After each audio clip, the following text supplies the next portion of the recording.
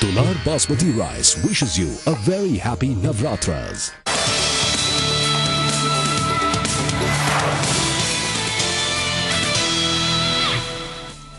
Gap up opening के बाद थोड़ी प्रॉफिट बुकिंग के मूड में आते हुए यहां पर ट्रेडर्स दिख रहे हैं 6107। ये है लेवल निफ्टी का आज का हाई और वहां से 50 पॉइंट नीचे है इस वक्त निफ्टी 6050 के आंकड़े के आसपास। हालांकि अभी हम ½ % मजबूत है, लेकिन प्रॉफिट बुकिंग साफ तौर पर ऊपर के लेवल पर आती हुई दिख रही है, इसमें कोई डाउट नहीं है। सेंसेक्स पर देखिए, आज का हाई जो सेंसेक्स ने बनाया है वो इंटरेस्टिंग है, 20,550-560 के आसपास का, और इस वक्त हम हैं 20,390 पे, यानी कि वहां से भी हम लगभग 250 पॉइंट नीचे है। जो हाई का आंकड़ा दिख रहा है, माफ कीजिएगा, 150 पौने 200 पॉइंट नीचे है वहां से भी। तो कुल मिलाकर थोड़ी प्रॉफिट बुकिंग ऊपर के लेवल से सेंसेक्स और निफ्टी में दिग्गजों में आती हुई दिख रही है।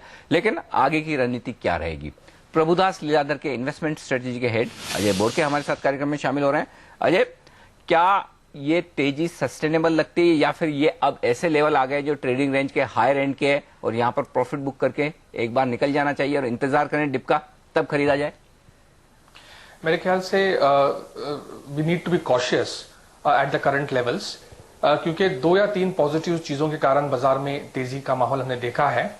डोमेस्टिकली अगर हम देखें तो ट्रेड डेफिसिट के नंबर्स 30 बिलियन के जो आए हैं vis-à-vis 50 billion in the first quarter, वो इसेंशियली 3 महीने अच्छे एक्सपोर्ट्स के कारण है। लेकिन उससे भी ज्यादा इंपॉर्टेंट है कि हमारा जो गोल्ड इंपोर्ट्स है वो कंप्लीटली थ्रॉटल हुए हैं, रफली 7 बिलियन 8 बिलियन अप्रैल में पर मंथ से अराउंड ओनली 0.65 बिलियन और 0.85 बिलियन।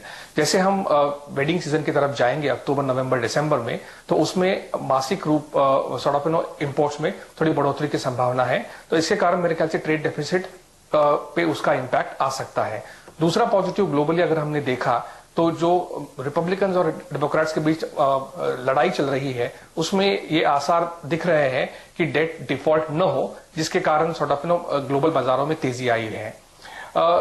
एक पॉजिटिव ये भी है कि ट्रेड डेफिसिट और करंट अकाउंट डेफिसिट कम होने के कारण एक ऐसा माहौल बन रहा है कि आरबीआई के गवर्नर्स के पास थोड़ा सा ज्यादा लीवे आ गया है कि न्यूट्रल स्टांस वो अडॉप्ट करे। अभी फिलहाल उनके पास टाइट मॉनेटरी स्टांस अडॉप्ट कर रहे हैं। तो ये अक्टूबर के जो मीटिंग है उसमें ये अपेक्षा करना कि वो रिवर्स करेंगे अपना स्टांस, दिस इज मेरे ख्याल से हो नहीं सकता। लेकिन आगे जाके ऐसे ही अगर रूपी स्टेबल हो गया, जो कि सबसे पहला उनका लक्ष्य था, उसके बाद वो देखेंगे कि इन्फ्लेशन जो है, जो आज भी कंज्यूमर और फूड इन्फ्लेशन डबल डिजिट्स के आसपास है, उसको हम कैसे कंट्रोल करें। हार्वेस्ट अच्छे आने के आसार है, मॉनसून अच्छे हुए हैं, तो इसके कारण I think the first fight has been one about stabilising rupee. Second fight जो है, we have to slay the high inflation, वो फाइट पे हमें कॉन्सेंट्रेट करना है और उसके बाद ग्रोथ एनहांसिंग स्ट्रैटेजीज हमें थिंक करने होंगे। लेकिन एक अनिल जी और जॉली जी मुझे कहना है कि हमें क्वालिटी ऑफ फिस्कल कंसोलिडेशन पे लक्ष्य केंद्रित करना चाहिए। पहले 5 माह में टोटल नेट टैक्सेस में सिर्फ 4.9% का इजाफा हुआ है, जबकि पूरे साल हमारा टारगेट 19% है। और सबसे चिंताजनक बात है इनडायरेक्ट टैक्सेस में, एक्साइज में 11% का डिप हुआ है पहले 5 महीने में, और हमने पूरे साल के लिए तकरीबन अगर देखेंगे तो बजट किया था 15% ग्रोथ। सिमिलरली सर्विस टैक्स में 35% ग्रोथ हमने बजट किया पूरे साल में, 17% 5 महीने में हुआ है। और तीसरा, कस्टम्स में हमने तकरीबन 14% ग्रोथ बजट किया है, 7% ग्रोथ हुआ है। सिमिलरली डायरेक्ट टैक्सेस में, कॉर्पोरेशन टैक्स में हमने टोटल बजट किया है ग्रोथ 17% का और 11% बजट हुआ है। तो मेरे ख्याल से रेवेन्यू डेफिसिट के आसार भी हमें देखने हैं। सबसे इंपॉर्टेंट वो होगा क्योंकि उसमें हमने लक्ष्य किया था कि हम 3.3% रेवेन्यू डेफिसिट देखेंगे, फुल ईयर के लिए टारगेट रखा था, विज़ावी 3.9%, और पहले 5 महीने में ऑलरेडी 88% ऑफ रेवेन्यू डेफिसिट हम पहुंच गए हैं as compare to the full year target.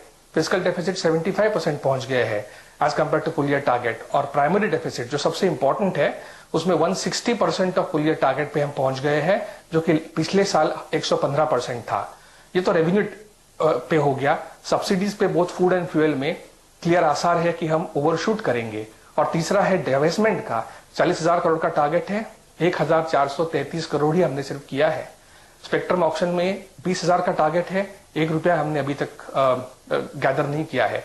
We have to concentrate now on how the government is able to cut the 10% non plan expenditure, उसका हमने स्टडी किया है और हमारा ये नतीजा है कि इंटरेस्ट पेमेंट्स, पेंशंस और ग्रांट्स टू स्टेट गवर्नमेंट्स तो आप कट नहीं कर सकते।